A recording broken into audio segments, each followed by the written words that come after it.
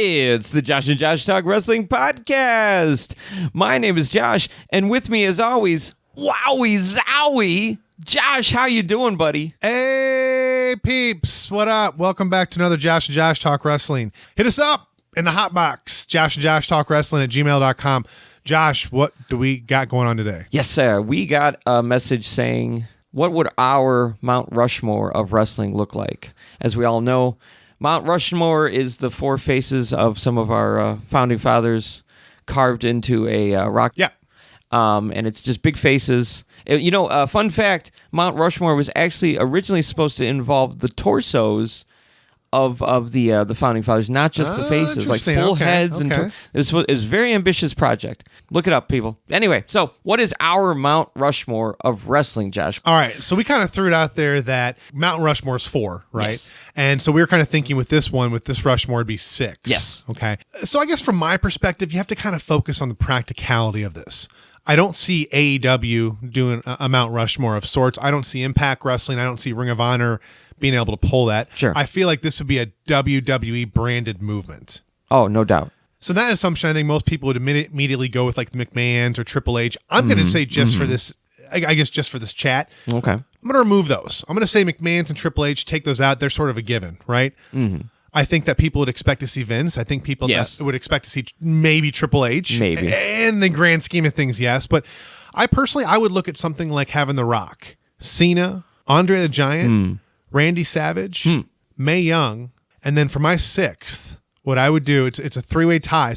I'd actually put this out to the listeners. So my 6th spot, it's a toss-up between 3. Lou Thesz, Bret Hart, and Bruno Sammartino. So I would basically go around those. Now, here's the thing. I think a lot of people would say, well, what about Austin? What about Flair? What about Hogan? You know, think about that and I hate to be judgmental, and I'll look at someone in terms of just the wrestling ring ability. I like to separate that from what actually goes on in the real life. Sure.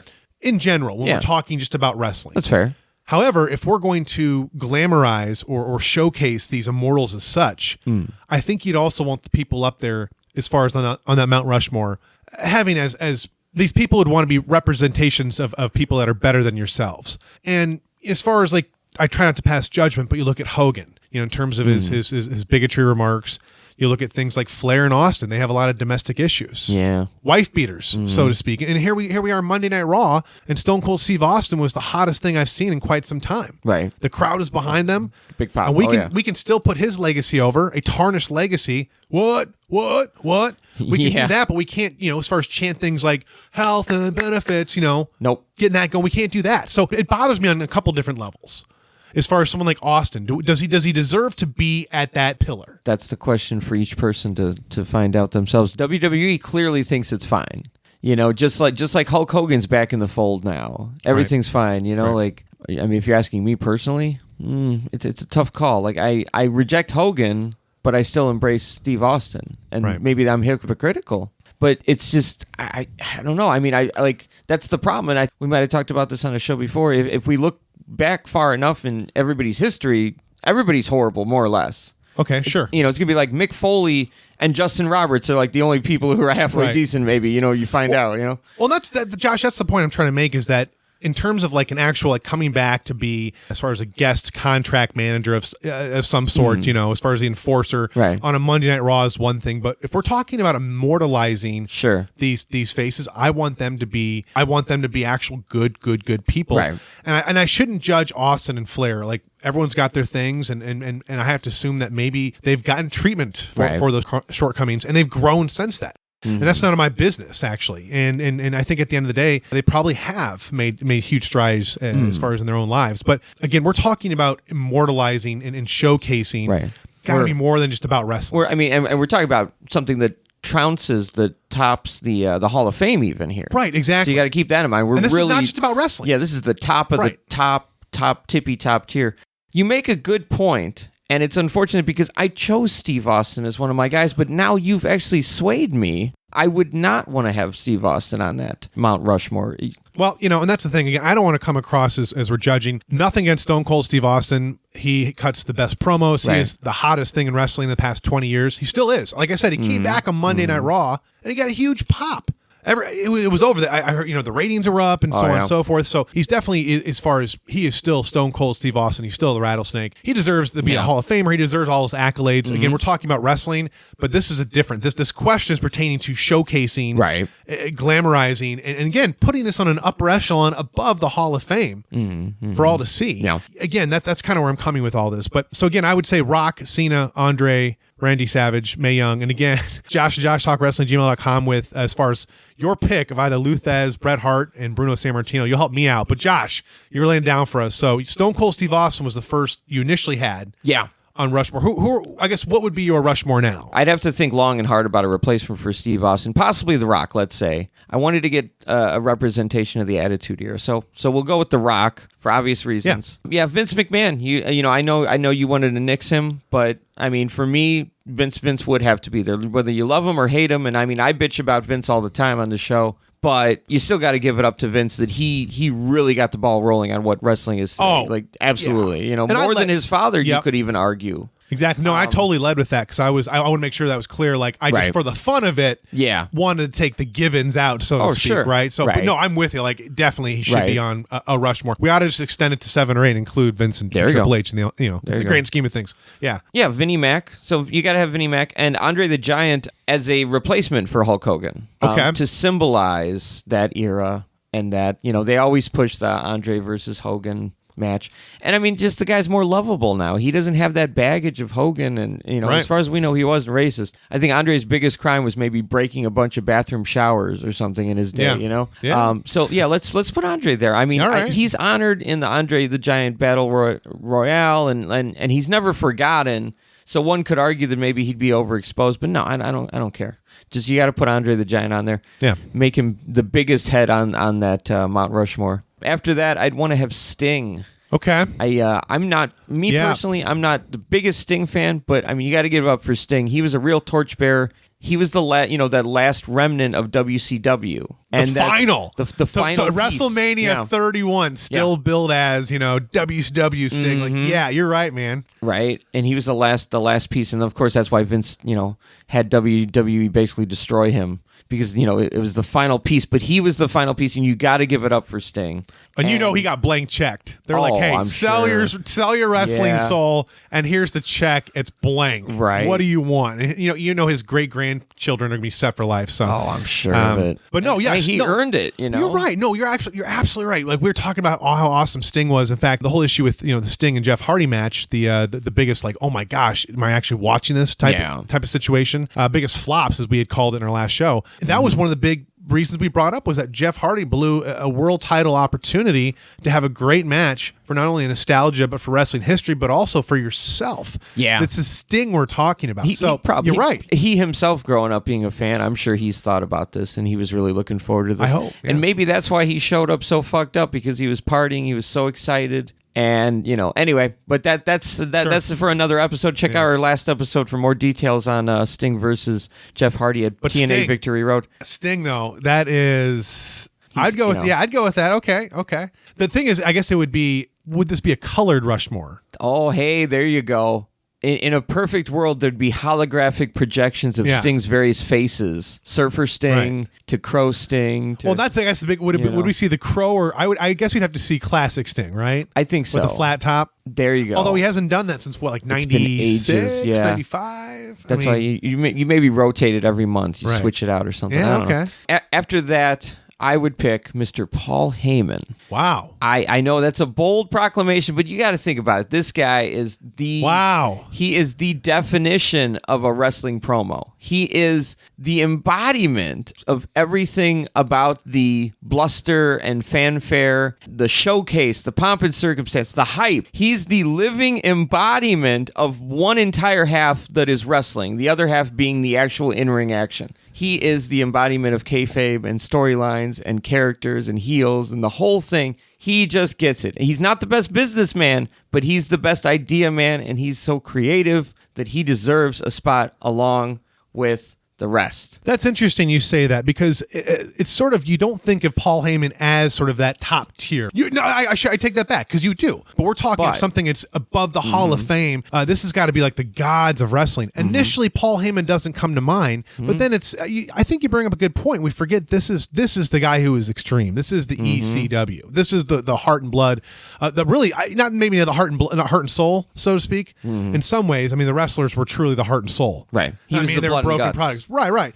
And I think he's also the brains. This is sort of his brainchild for that. And then you have to think about everything he's done with like Brock Lesnar, the things he's done backstage, everything from being backstage as a runner to being creative control, and as far as just putting others, as far as other wrestlers over, and of course working promos. Like his promos themselves push storylines. They're like Cena. Yeah. Whenever Cena has a mic, whenever Paul Heyman has a mic, you better listen, because the wrestling world is going to revolve. And I think you're absolutely right. But here's the thing. If you're including Paul Heyman, I'm assuming you're including Eric Bischoff. No. Whoa! He can also be symbolic for Eric Bischoff, and then like Well, I wonder what Eric Bischoff thinks about that. Although he'd have a good answer for it. And then he'll also be symbolic of like the 3 or 4 times a month when Vince Russo has good ideas. You know what I mean? Like the symbol but of Eric Bischoff actually beat Vince McMahon, albeit over battles, but he hasn't been beaten before.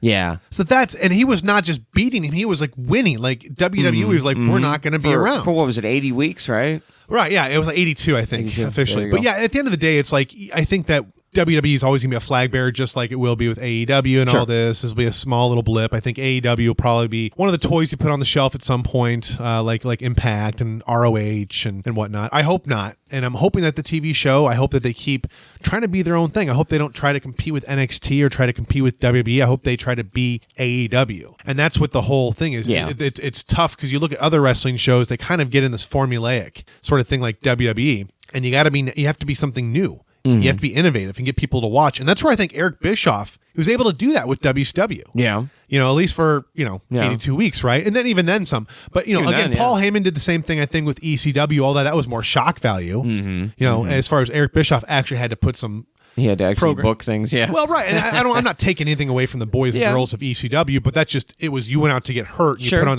a different show. Yeah. But okay, all right, so Paul Heyman, who else? Let it be said, if it was 7 people on our Rushmore, I'd probably consider Vince Russo. No, I'm just kidding. I'd probably put Bischoff on, yeah. So, and then, of course, you got to round this out with, of course, The Undertaker. I guess you're right. And I didn't think about The Undertaker. Yeah, dude, that's actually a really good point. I think I'd have to go with The Undertaker as well, when you consider everything from start to finish. Right. I mean, you can find his first ever match, or televised match, I guess you'd say, on YouTube. Go watch it. The man that you see in that clip, the scared, nervous looking guy, his scared eyes, like look into his eyes. He's really scared shitless in this, Go watch that, and then of course compare it to, let's say, his recent appearance just the other day. It's a totally different person. It's amazing. 30 years and some change to prepare. If you know anything about this guy, he's the last of that old guard. Shawn Michaels is done. Yeah. Scott Hall is done. Yeah. Sean Waltman's done. Kevin Nash is definitely done. Yeah. Yeah, you're right. And I mean, think about like Rock and Austin. I mean, Austin's probably got another good match in him. But honestly, Austin, he was injured for so many years. Like, he worked hurt all the time. Yeah. He enjoys not being injured. So that's why he hasn't really gotten back into a wrestling match. Like, there's opportunities for him to do, Austin versus Hogan at WrestleMania 25. Never worked out because Hogan probably didn't want to put him over. Come on. Do you think Austin wants to put Hogan over? No. Right. That Austin would have to go over, and then what you probably could have had at that point is had Cena go over Austin at WrestleMania 30, There you go. Yeah, it was interesting. Like, Stone Cold Steve Austin had his final match. Now, he's been special guest referee and enforcers, but he had his last full match at WrestleMania 19 with The Rock. That's how he ended it. So I think at the end of the day, to see him in another match, it'd be awesome. But yeah, I don't know, man. Maybe one day. Hope springs eternal. I mean, I never thought we'd see HBK get back into a ring. So now I feel like almost nothing's off limits now. I would, but I expected to be at WrestleMania in kind of a situation where it'd be like Triple H versus Shawn Michaels in a farewell match, where like Triple H makes some like off comment, disrespects Shawn Michaels. They build it up for 6 months. They have a WrestleMania match. That's how I kind of saw it. And like HBK, like maybe he's able to do a couple super kicks, and they make it believable that this guy hasn't wrestled for 10 years. Sure. And his soul and heart was broken by The Undertaker, but he's fighting back. So I kind of pictured maybe something like that. I could see that. But not at like a crown jewel in a tag match. I thought, I mean, and again, it wasn't just any old tag match. It was the Brothers of Destruction, Undertaker and Kane and Triple H and HBK as DX. So it wasn't like just a tag match, but it was, I don't know. I think some people kind of consider Crown Jewel to be non-canon, right? It should be, honestly.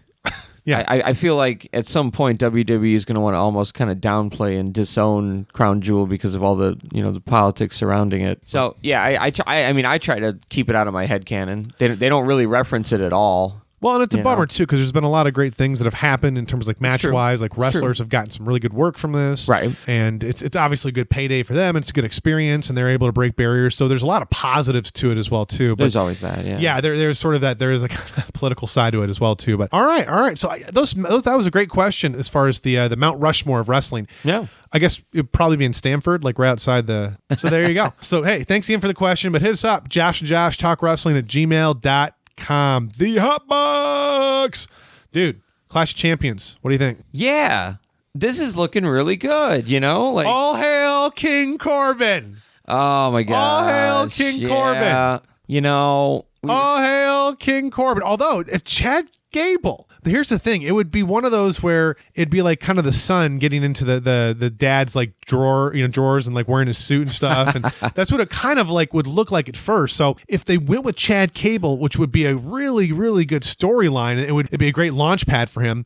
If they actually did something with this, as long as they have something to kind of roll with it, awesome. But if they just expect this guy to like be an underdog and have won the King of the Ring and then just kind of just sort of do his own thing from there, it's not going to work out. He'll just be a flash in the pan. Yeah, he'll be like another Shelton Benjamin until he's like another, a well-respected enhancement talent. At the end of the day, I mean, here's the thing: they could really put him over. That would be cool. But it's again what they do with it from there. But you stretch it out a little bit longer. Like I don't think he should win King of the Ring now, based on what we got. We're gonna get stuck with King Corbin. Everybody, get ready. Yeah.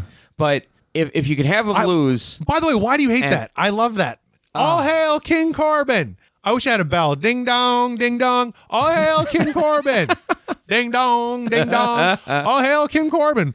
Why does everyone hate this? I love this. I love Baron Corbin. He's got the wrong kind of heat. That's just no, he doesn't. Okay, we agree to disagree on this. Yes, we agree to disagree on this. I don't think he does. I think he's got the same heat as Vicky Guerrero, who is, by the way, probably one of the best heels of all time in WWE. Excuse me. Vicky worked because she wasn't a regular competitor. I mean, she did every now and then, but she wasn't a regular in-ring competitor. Like, we didn't have to worry about Vicky Guerrero becoming Queen of the Ring or something like that. That's the key difference. She should have. She wrestled matches. She did here and there. But I feel Vicky Guerrero worked because we didn't see her all the time, and she wasn't an in-ring competitor. That's all I'm going to say. Do you think Baron Corbin is a bad worker? He's not a bad worker. That's okay. Sure. So people should get that out of their head. He shows up or whatever. So they don't like his personality, right? Yeah, you know why I don't like his personality? He's a heel. I know, but he's a heel. Everyone, did you know that he's a heel? He's not the entertaining heel, though. Yes, he is. He's just like, it's me, Baron Corbin. But he gets people to boo him. Oh yeah, people boo him, that's his job. But they're booing him for the wrong reason. It's go away heat, not we love to hate you heat. I don't know. I think it is. I think it's the latter, dude. I feel like it's not the same kind of heat that say like Elias gets. Oh hail King Corbin! Like oh man. No, well that's the thing. Elias should be a face. He's a perfect anti-hero. The fans like him. Who wants to walk with Elias? Everyone's and then it's like, no, forget I'm a heel. I hate you all. It's like, okay, it's good. I think he's a good heel, but to me, it's like I think they're missing a golden opportunity here. But I also think that they have to protect certain people like Roman Reigns and Seth Rollins and whatnot. So there's all that. But yeah, I don't know. Like here, hate him or love him. I don't know. Personally, I love Baron Corbin.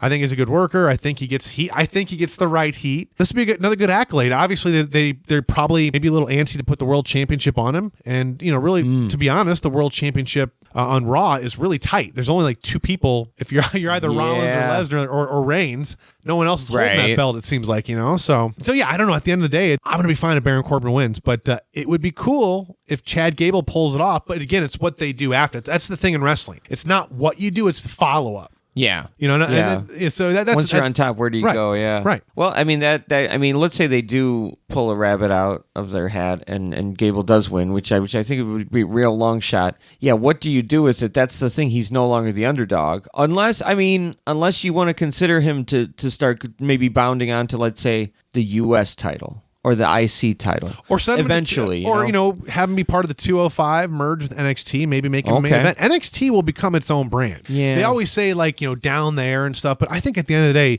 NXT is going to become like WWE CW. Yeah, we mentioned this before. Actually, we called this before, and we actually thought the NXT on Wednesday nights will become that ECW show, that sort of third brand that is a main roster level, but it's slightly below Raw and SmackDown. They'll never admit that, but I think that's the kind of general gist they want to have. But who knows? Like if they start sending people like Chad Gable to NXT, and they make NXT the umbrella federation to 205, which sounds like it's going to be NXT UK, NXT Japan, and so on and so forth. Once they get that rolled out, I think right there that's going to help it out as well too. So you'll still have your NXT flavors with like the UK, and the 205 will kind of merge in and whatnot. But have Chad Gable go there. You know what? Kevin Owens just got fired from SmackDown. What if Kevin Owens is on NXT Wednesdays moving forward? Aha. Well, that's definitely what it seems to be. The plan. So that's what I think, And what they do is they sort of hide the fact that NXT is really a developmental brand, but it's about just good wrestling. Yeah. You want the showcase, the Immortals, you want to make the big money, you got to go to Raw and SmackDown. But when people just want to wrestle, that's this kind of atmosphere that NXT should create. Yeah, that's absolutely true. I really hope that they keep the same aesthetic that they have right now, where it feels a little more down to earth, a little smaller, a little more intimate, let's say.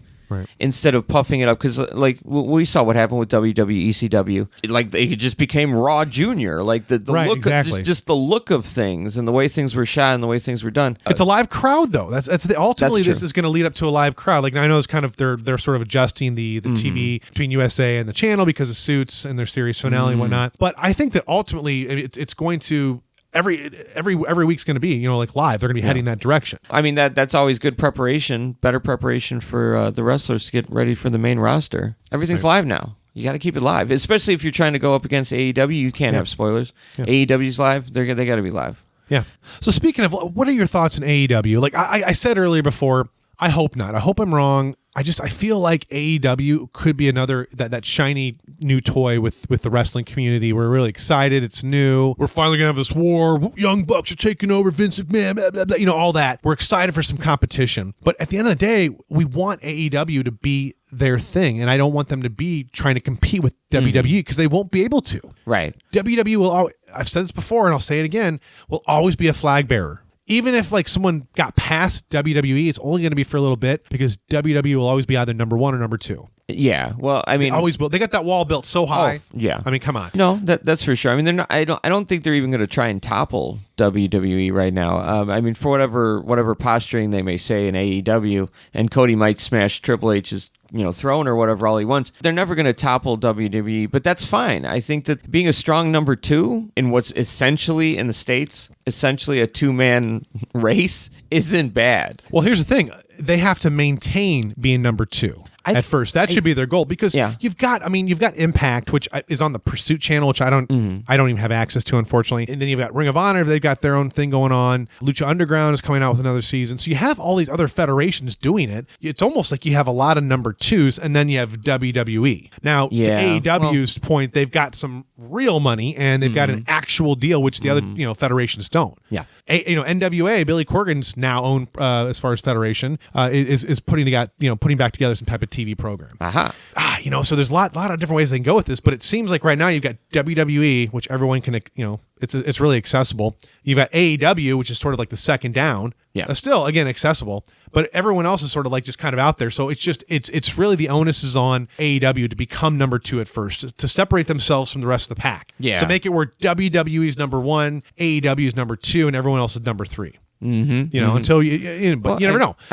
It's an interesting time for wrestling. Everyone's getting TV deals, so it's New Japan, right? It's kind of sneaking in there as well. So the thing is, AEW is definitely like differentiating itself. I feel like if you had a Venn diagram, there'd be a lot of overlap with WWE fans, but I feel there's just a little bit more of an edge, just a little bit more of that unabashed love of wrestling shining through, like where Kevin Dunn, for all intents and purposes, everything I've heard about the guy, he doesn't seem to like wrestling a whole heck of a lot. He doesn't quite seem to get it. And for anybody who doesn't know, I think he's the head of production at WWE. He's one of the top guys, probably second to Vince McMahon or very close at least, right? So you never see Luchasaurus in WWE. You never see Jungle Boy riding Luchasaurus on. You never see just the way things are done in Or would you? I think if you did, it would be super cheesy and not nearly as interesting. Like, I can still look at Luchasaurus and see a serious wrestler. Yeah. If Luchasaurus came out, it'd be like Lucha House Party meets New Day meets, the Gobbledygooker. You know what I mean? Like, I'm not saying it's impossible. Like, when you if you gave someone free reign to create the character like you did with Bray Wyatt, let them build something, they could maybe do that. But I wouldn't count on Vince and company right now to be able to do something like that. It's just a different attitude. AEW just embraces the fact that it's wrestling. They're not trying to be anything else. They're not trying to sell themselves to Fox. They're not trying to become something else like WWE is always willing to do. And that's how they stay number one, because they become the Walmart, the Taco Bell of wrestling. And AEW is like the Marshall Fields, the El Pollo Loco, the slightly classier version of these two. You know what I mean? One tier up, one step up in terms of just pure wrestling. And that just makes Ring of Honor like the Arby's of wrestling. Could be. It's a guilty pleasure.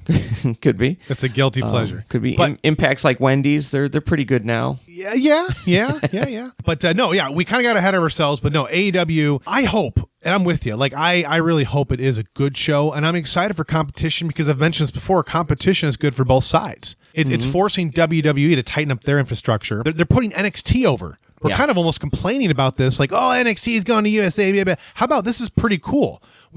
I get the sort of worry of we don't want this to become the Raw Junior. Yeah. Right, we don't want that to happen. So I think that's everyone's worry, but we should also be excited that we're people like Adam Cole and Velveteen Dream, and the list goes on and on. Like, everyone's going to get their shot on a major TV deal in a Wednesday night war against AEW. Yeah, that's pretty cool stuff. All these guys and gals work together at some point, and now it's like, here we are. On paper, it sounds great. It sounds great, yeah. But speaking to our concerns about that, it's just, on paper, these main roster call-ups sound great too. Right. We see how that turns out. But we've already talked about that before. Yeah, exactly. Yeah, but we got ahead of ourselves. Clash of Champions. So it sounds like we're going to see The Fiend versus either Seth Rollins or Braun Strowman. I would assume Seth Rollins would go over. Yeah. Or somehow they're going to work this out to a triple threat match and a Hell in a Cell match. Oh. All I got to say is, in this Hell in a Cell match, just have there be a winner. If it's The Fiend, awesome. But at the end of the day, what's going to really bother me is, like last year, Braun Strowman and Roman Reigns. Do you remember the finish for the Hell in a Cell match? It was a no contest. That's right. It was a no contest in a Hell in a Cell match. Nonsense. There's only two ways really to win in a Hell in a Cell match. Mm-hmm. That was not one of them. Yeah. It's like it's unbelievable. I guess technically three. Well, no, there's only two: pinfall or submission, because you can't escape a hell. You're not supposed to be able to escape a Hell in a Cell, but we know how that works out, right? But, for sure. But no, that's the thing. So that ended in a no contest. This Hell in a Cell match, which apparently The Fiend is going to get a Universal title shot against either Seth Rollins or Braun Strowman.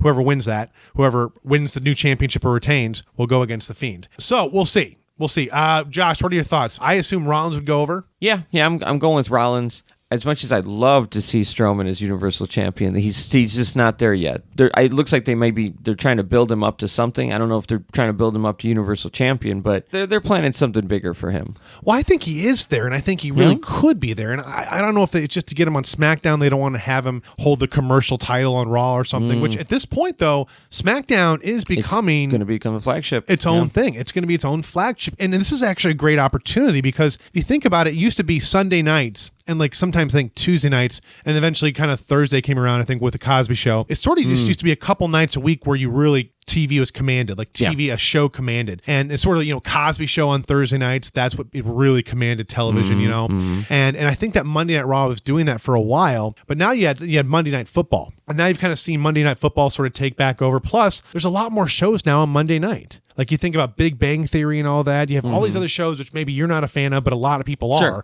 Enough people watch it. It's one of the greatest shows of all time. Right. So there's all this other competition. But what about Friday night? Friday night is actually the less watched as far as night for TV all week long. Everybody goes out. Everyone goes out, or they're just like watching it, apparently not cable or something. So this is actually a good opportunity for Friday Night SmackDown, for WWE to carve another weeknight out of the bunch. Everyone's always going to know Monday Night Raw, but now like Friday Night SmackDown, people I think still think SmackDown's on Friday nights. When it moved from Friday to Tuesday, I bet that the general, as far as Mr. and Mrs. Walmart, I bet they still think, if they don't watch wrestling, that SmackDown is still on Friday nights. And so when it comes to Fox, they're going to be like, oh yeah, it's always been on, Friday nights. It's like, well, I'm serious. I think most people, because when I talk about, oh yeah, Monday Night Raw and then Friday Night SmackDown, I'm like, well, now it's on Tuesdays, but it's, it's filmed on like Wednesday sometimes, and now it's live, and so I feel like I kind of explained the whole situation, but this is a good opportunity for them. And then, of course, NXT is going to anchor the whole thing in Wednesday nights. So there's opportunities to go so many different ways with this. Yeah, oh, for sure. Wrestlers across all different brands and whatnot. So it'd be interesting to see what they're going to do with that. I don't know. I think Braun Strowman is ready for a world title run. I think he is. You think he's ready now? I think he's ready. I think he's over with the fans. He's got an awesome look. People love him. I bet he could sell merch as world champion. So I'd say at least, if you're not going to keep him for a year long, I don't know, a good decent 3-4 months or something. But I also, I thought another thing they should explore with Braun Strowman first, and they should have done this at WrestleMania a couple years back, is just to have him hold both tag team championships. Oh. Have him take on the whole tag team division. Yeah. Oh, yeah. Barely win each one, So that I think would be kind of fun to see. That's another way they could, as far as they didn't want to give him the world title, still put him over. But I get where it's kind of like, well, now you're kind of putting the whole tag team division under the Strowman bus. But what you could do, though, is if you wanted to build up your next big tag team, you have them ultimately beat Braun Strowman, and they're the tag team champions of the division. There you go. So then you sort of pass the torch, so to speak. So there's lots of ways around that. But Kofi Kingston, Randy Orton. I think Kofi retains. I think so too. I don't think they're going to take the belt off him anytime soon. No, I think you're absolutely right. And it's one of those, like, he will be a world champion again in the future. But at this point, with Kofi Kingston, this is the way to go. The fans are with him. New Day's over. Honestly, the only person I would drop the title to would be Big E. Like maybe Survivor Series, they have Kofi versus Big E or something. Oh, that'd be interesting. Again, I don't know if Big E is cleared yet for that, but that's something they could, in that way, I don't know. I don't think Xavier Woods would be ready to be world champion, but that way New Day would still have the world title and whatnot. And you could really go a couple different ways with that, but maybe they just see them still work together as brothers, and they, they have a rematch at Royal Rumble, or who knows, something like that. Yeah, but that'd be fun. I don't know. I mean, to me, it's like, I've loved the storyline. I'm glad they brought it back. We actually mentioned on the show how they should do a Kofi Randy Orton thing, because there's a lot of, as far as heat from back in the day. Yeah, and there's a lot they could explore. They could really blur the lines here. That stuff's real. Nowadays, obviously, they're professional and everything's fine and dandy. But back then, it was a real deal. Right, it was a real deal, and they are exploiting it now to good effect. Exactly. Yeah. But my worry is, and here's the thing, is that I'm fine with the way they're doing it. To me, it's the double count out at SummerSlam, which has bothered me the most. This should have been, if anything, like Kofi Kingston barely got over, and you declare for 1 month they're like co-champions or something. Oh, something like that, and they just there's a way they could have gotten around this. There should have been a more of a definitive finish at SummerSlam, which is your number 2 pay-per-view of the year. Well, like we always say, you can't do countouts, you can't do DQs at these pay-per-views. You just can't. Well, yeah, and that's the thing, is like you don't want to see it at any pay-per-view whatsoever. Yeah. But then especially at like your top tier ones. Right. I mean, that's the thing. Can you imagine someone that paid $60 and saw that? Oh, I'd be furious. Is there any wonder why people go out and they, as far as like just, as far as download this stuff or just illegally stream it? Like, is there any wonder when you do that? Like, come on. Especially, I'm not saying it's that you should do that. I'm just saying, like, at the end of the day, can you blame people for trying to do that? Well, once you've set that precedent, like if AEW were to start doing that, there goes your $50. Right, exactly. No, especially because with like WWE, it's almost on one level. It's like, if you got the pay-per-view, shame on you. You could just gotten 6 months of WWE with the pay-per-view, so it's kind of silly to do that. But yeah, with AEW though, I mean, that's like they're doing one pay-per-view every 3 months. Yeah. If it did something like that, if it didn't deliver, people are going to check out, and they're definitely not going to spend $50 on that. Yeah. So, all right. But yeah, again, I think Kofi Kingston, Randy Orton, it's going to be a great match. I've been fine with how they built it. It's kind of, to me, it's almost like they should have had the pay-per-view like 2 weeks ago. I feel like they've been kind of dragging it out a little too much. Like, it's like, we just can't wait for the Clash of Champions. It's a little too long. We're running out of storyline ideas, and we need 2 weeks to fill. But yeah, I think Kofi Kingston will go over, but I just hope it tells a great story. And honestly, at this point, I wouldn't mind them going a third bout or something, because if you're going to do a double count out in SummerSlam, I feel like you owe us another main event with Randy Orton and Kofi Kingston. Yeah, I mean, I don't want this to end at just Clash of Champions. What about Randy Orton, Kofi Kingston in a Hell in a Cell? There you go. Now and this feud. Now it's a 10-year long feud. Yeah. That's how it ends. So maybe Randy Orton does go over, and the rematch somehow, again, they don't guarantee rematches, but Kofi Kingston somehow gets it again. Could be at Hell in a Cell. Or maybe, maybe even a stronger choice is Randy Orton barely gets out. Kofi Kingston pins him in a tainted victory. And then again, you explain it a little bit more. Or maybe just straight up Kofi Kingston cheats to win or something, but doesn't actually go heel. So there's a lot of different ways they go with that. But I don't know. To me, it's like, with all the buildup, why not keep the belt on Kofi Kingston? But hey, it would definitely if you're looking for that extra month, where I feel like the storyline is drying up a little bit now because we've been doing it since July. Yeah. Right? So it is drying up a little bit. I feel like a way to do it is maybe just give Randy Orton the belt really quick and have him drop it as far as Hell in a Cell back to Kofi Kingston. Could be interesting. So, hey, who knows? What else? The man, Sasha Banks. Hey, don't use that word. Ric Flair will get mad. That's right. That's right. What are your thoughts on that? So for anybody who doesn't know, what we're referencing is apparently Ric Flair has filed a trademark on the term, quote, the man. He's been using that term on himself since 1981.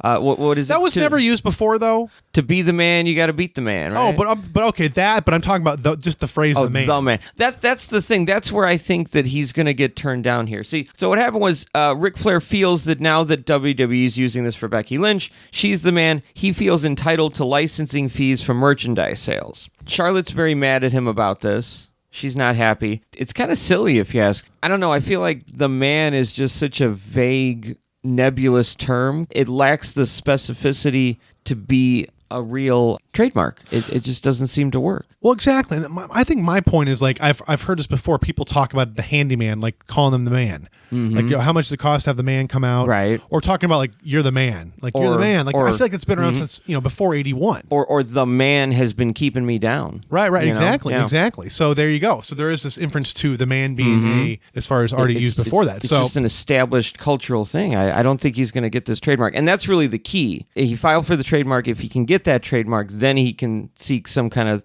something from WWE. I mean, they would probably just change their gimmick. They wouldn't want to pay royalties to Ric Flair. I mean, it all just smacks of pettiness and just bitterness. I don't know. Right. Well, the other thing, too, is, like, what man are you referring to? To be the man, you have to beat the man. Right. That you're talking about two different people, essentially. So there you go. So I don't know. I think at the end of the day, it could be that Flair maybe has some financial woes. That's none of my business. But it's certain things I've heard where he's as far as with lawsuits and whatnot, and like there has been some payment issues and whatnot. I suppose any celebrity probably has those types of stories. Sure. It is one of those things where it's like I know that he should never have a problem with money. Let's be honest. Yeah. So I don't know if maybe he sees an opportunity here, or maybe he just sees an opportunity for creative. Like, hey, I created this. I want my cut. Not in this case, Rick. Like, if somebody wanted to start walking around calling themselves the Nature Boy, I guess he could complain. But even then, Buddy Rogers could come up and be like, hey, or Buddy Rogers' estate, rather. Right. Would be like, hey, So everything's recycled. Everything's been,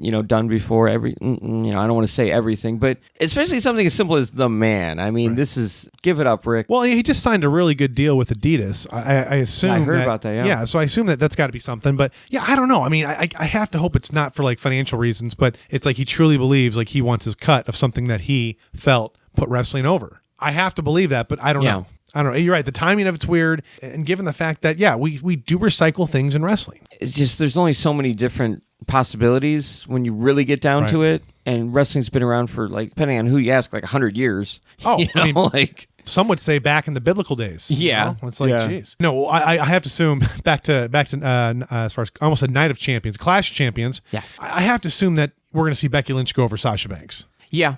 Even with the Bayley heel turn, even with heel all kind of that, turn, Even with all that, I could totally see Sasha becoming champ soon at some point. But I don't think it's going to happen at Clash of Champions. I don't want to say this is a B pay-per-view because it's not, because there's a lot of titles on the line here. Yeah. It's just not the pay-per-view you would have a title change like this happen. Unless they want to really go, really swerve us, or I don't think it's going to happen. Becky's going to retain. But it'll be a hell of a match, I think. Right, I think so too. Well, that actually kind of brings into question then, it's Clash of Champions. Typically these pay-per-views, maybe it's just the law of averages, or maybe it's just about champions. We do see championship title changes. It does happen, yes. Based on as far as predictions, we're not going to see any title changes this Sunday. Is that practical? Does that actually open it up that we might actually see Orton go over Kofi Kingston tomorrow night? I mean, it's possible. I mean, but we've still got like the win, the Raw and SmackDown Women's Championships, the IC Championship, US Championship. Right. Like, okay, so we have I guess I'm really getting to the other women's title, the women's tag match, which I wouldn't say is necessarily main event as of yet, but yeah, I mean, you've got those are like your major three main events. Yeah. Bayley and Charlotte. I'm sorry, I should include Bayley and Charlotte as well too.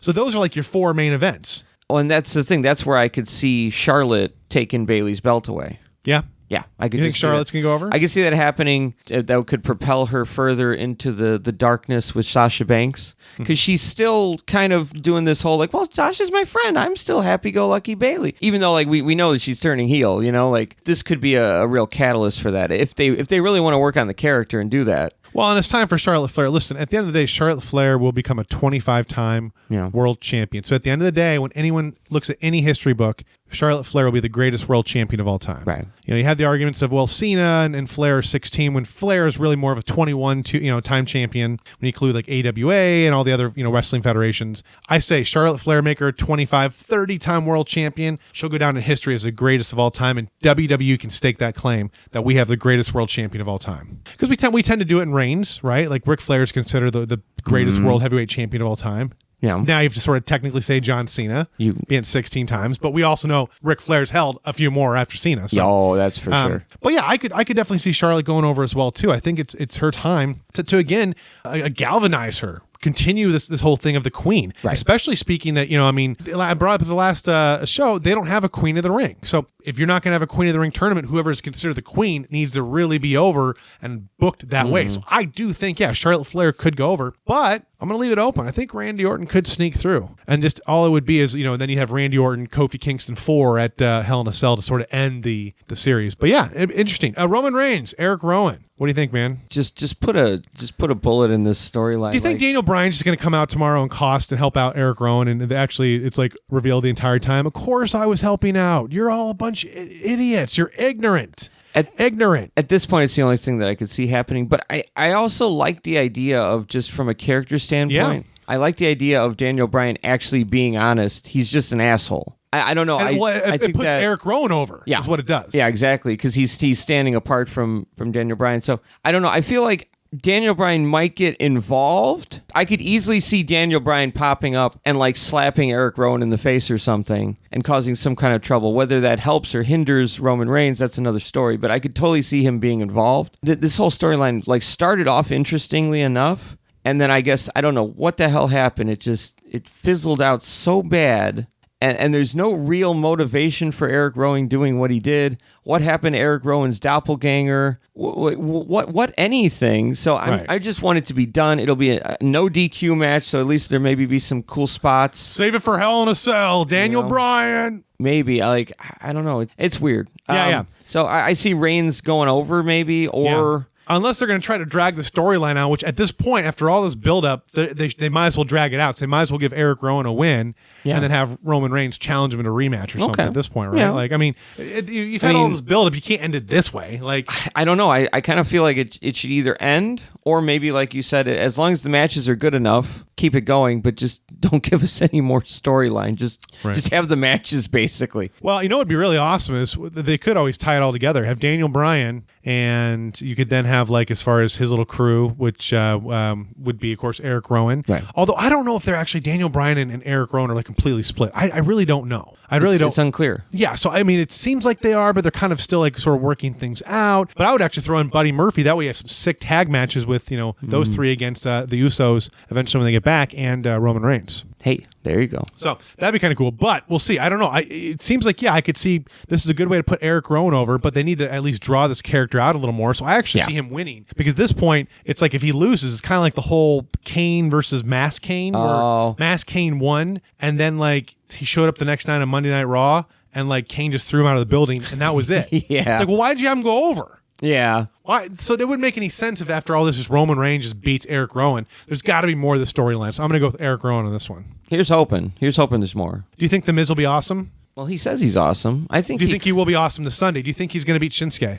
No. I think Shinsuke is going to retain this new alliance translatorship with Sami Zayn. Yeah, that's cool. You don't want to, derail that momentum that they're building, because this could be something very interesting with Sami Zayn's personality and his talk. He's a great talker, and Shinsuke, whether by WWE's perception or by actual reality, he's not always the best talker, because sometimes what he's saying just isn't that clear. But he works well as a mysterious figure, so it kind of makes sense that he's got this little jazzed up, little energetic, little little guy talking for him, and Shinsuke can just stand back and be the mysterious figure. That could work. And a badass in the ring once the ring starts, he can do that. He can't sort of just be taken aback, as far as back step to it, and then boom out of nowhere like in the ring. But I think I'd like to see Shinsuke go over. AJ Styles, Cedric Alexander. I know Paul Heyman's really big on Cedric Alexander. Wants to put him over. Wants to make him like a top run guy. I don't know though if I see him going over AJ Styles. I think we're going to see a wrestling classic, like a match of the year candidate.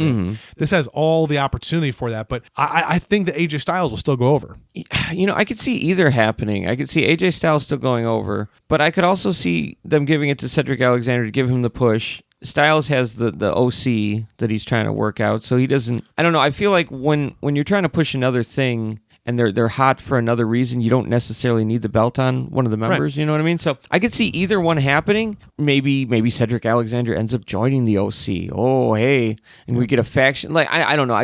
I guess I'm missing factions right now, and I just kind of want to see it. It's a good point. What if we maybe see instead like AJ Styles doesn't get over it, gives Cedric Alexander the U.S. title, gives you some good Alexander and Ricochet matches for the U.S. title and whatnot down the road. Oh, there you go. But so you have AJ Styles and the OC sort of taking on Braun Strowman. So if this way they have, as far as Seth Rollins, cleanly go over Braun Strowman. As far as actual good match, and then as far as Braun Strowman can then be taken on the OC as all three of them, and this way you have a Seth Rollins versus the Fiend, then Hell in a Cell, and I think that's a better sell. Yeah. No pun intended, but I think that's what it's a little more of a cleaner sell, and you've got your top heel and your top face at that point. That's for sure, arguably. But what about the tag match? Do you think Rollins and Strowman are going to retain? It's going to be interesting because I'm guessing that the tag match is going to happen before the Universal Championship. It'll probably start to show off, just a hunch. Yeah. So that's going to influence how this match plays out. I think that's what's going to happen is Ziggler and Rude will win, and that will cause a rift between Rollins and Strowman in preparation for their match later in the night. Yeah. No, Seth Rollins, this is not the first time he's done a dual championship defense, but it was the Survivor Series. We had John Cena and Sting. He walked out with only one title. Yeah, that's right. He lost the U.S. title to John Cena, retained against Sting. That's right. So this perfect example where he might lose a title and only walk out with one, but we'll see. Yeah, but New Day, Revival. New Day? I think New Day is going to retain. I think the Revival will come out looking really strong. Yeah. But I think New Day's going to just hold on to it. Well, and again, this kind of bleeds into the Randy Orton and Kofi Kingston storyline. There might be interference, maybe. Right. So we'll see. Speaking of tag championships, the women's tag championship, Alexa Bliss, Nikki Cross, Mandy Rose, Sonya Deville, Fire and Desire. What do you think here? That's a close one. Really? Because I think Alexa Bliss and Nikki Cross, they're hot right now. This is something you got to keep going for. I would say that, people like this kind of yin and yang. They're not really sure where they're going with it. They kind of forgot that Alexa Bliss is a heel. Well, I think they're sort of, I don't know. That's the thing. I think that they're both hot as performers, but their whole tag team storyline and everything, it's starting to kind of drift. So I don't know. Maybe they want to start pushing Mandy Rose and Sonya Deville more. I don't know. Or maybe they want to free it up for Bayley and Sasha Banks again. Oh, there you go. Yeah. That's why I think that I could see Alexa Bliss. Yes, I could see them dropping the title, Alexa Bliss and Nikki Cross, to a Bayley and Sasha Banks and kind of reset the whole circle again and give them really what they want. They could rebuild the tag championships around them because Bayley and Sasha Banks, the thing about it is Bayley's not as over as, say, like, the Man. Right. Or Charlotte Flair. And Sasha Banks, no offense to her, but she is injury prone. So you can't, while you want her in the main event, you can't necessarily trust that she will always be there because, again, she's injury prone. So it's kind of that issue. So I almost feel like, hey, you got Bayley, who's not quite over, but you have Sasha Banks, who, and again, they're both over. I want to make sure I clarify. They're both over, but I'm just saying there's, I think, another echelon within the women's division where they're not a part of it. And they should be because they are the horsewomen. But this way, if they are, hey, they're part of the four horsewomen, and if they're given the tag team championships, they can do what they want with that division, and they can build it out and they can still be as iconic and trend setting as the other main eventers. Sure. But yeah, I'd like to see them kind of retain, and then we could definitely see that match down the road. But and then we got the 205 Classic, Drew Gulak versus Humberto Lince-Dorado. Yeah, for the Cruiserweight Championship. I actually just this week started watching NXT UK. Oh, okay. We had this conversation before where it was like, well, there's so much wrestling, like there's 11 hours and all. And I finally, I've been able to figure out a slot where I get NXT UK. Oh. I was also looking into how I get the 205. I don't watch 205. Sure. Now, I know of the performers, but I don't watch 205 on a regular basis. Right. I just don't have time. I run out of time. Yeah, definitely. But I was actually going to try to wiggle some time in to watch 205, and then kind of heard the announcement, like how it's going to eventually be merged into NXT and somewhat and so forth. So you're off the hook. So I'm off the hook. But no, I'll tell you what, Drew Gulak, I've seen him perform quite a bit, specifically with Shakara here in Chicago, and he's always put on a great match. In fact, one of my favorite independent shows ever. The main event of that match was Mike Quackenbush and Drew Gulak. It was so awesome. It was off the hook. Like, it was just one of those, it was back and forth, seesaw, really just a passionate match. And with Shakara, they always, at the end of the show, all the workers are lined up and down the stairwells, and they're shaking the hands of wrestling fans as they leave. And it was one of those where it's just such an honor to be able to shake Quackenbush's and Drew Gulak's hand. And to see, as far as the classic, they just blew the roof off. And this is Chicago. Chicago, you got to come correct. You got to bring your A game. We know what we want. Chicago is a classic pro wrestling city. And this match was, again, it was my favorite independent show of all time. And that was the main event, was Drew Gulak and Mike Quackenbush. So, yeah, I'm really excited to see, of course, Drew back in the ring. And, for anyone that didn't get a chance to, don't worry, the 205 will be merging with NXT. And it's good because there's been so many awesome performers. I mean, look at Cedric Alexander. He got to start there in 205. I think they dropped the ball on Adrian Neville a little bit. It was, they did and they didn't. They gave him the title, and he did a lot with it. They built the division around him. Yeah. Once he left, it was like they gave it to Enzo, and the damn division was almost dead, given everything that was going on. No, I think it's going to be great to see 205 as part of the UK brand. If nothing else, I get a chance to actually watch it. But isn't that a good problem to have? You have too much wrestling? And that's just WWE, 11 hours in WWE. That's not including any other wrestling. I mean, that's fine. And, like, the thing you got to keep in mind is not everything is needed to be seen at any given time to understand what's going on. That's true, but then you feel like it's like you know the performers, we know what they go through. You want to see their heart and soul, and then it's like, well, let's get the highlight for it. It's like, well, there seems something like wrong with that too. Sort of, but at the end of the day, I can't watch that much wrestling a week. I just can't. Yeah. Like, I couldn't handle it. Yeah.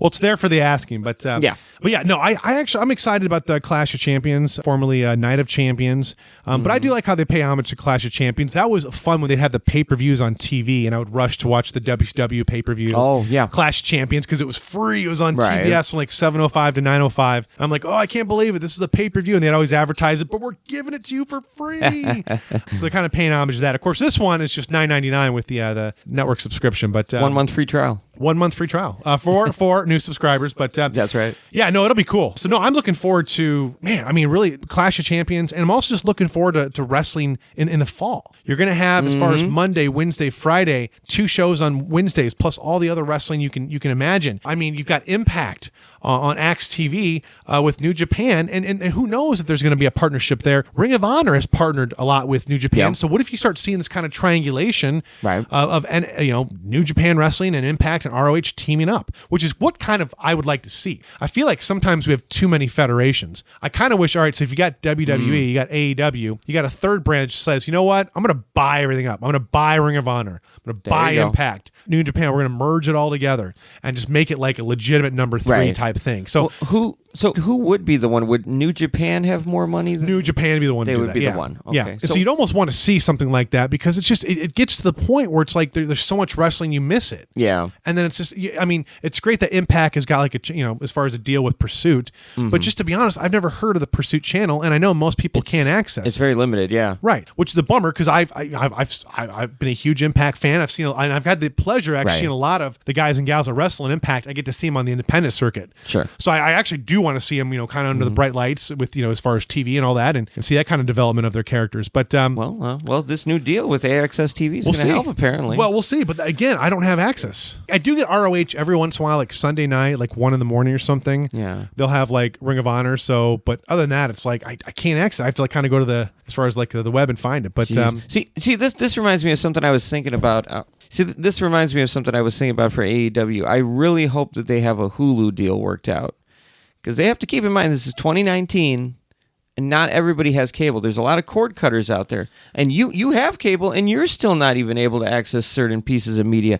So they need to figure out something with something more global, like Hulu or an app. I mean, well, they do want to do a Turner app, which would include TBS, TNT for AEW. So I think that would be kind of, and I guess TNN as well too, in Turner Classic. So they are looking to have a Turner app. Okay. So I think you'll probably have something kind of go that way of a Hulu as well too. But right. yeah, we'll see. I mean, but no, you're absolutely right. They have to have something like that. They've got to be able to, as far as the exposure is part of the problem. Like Impact, great stuff.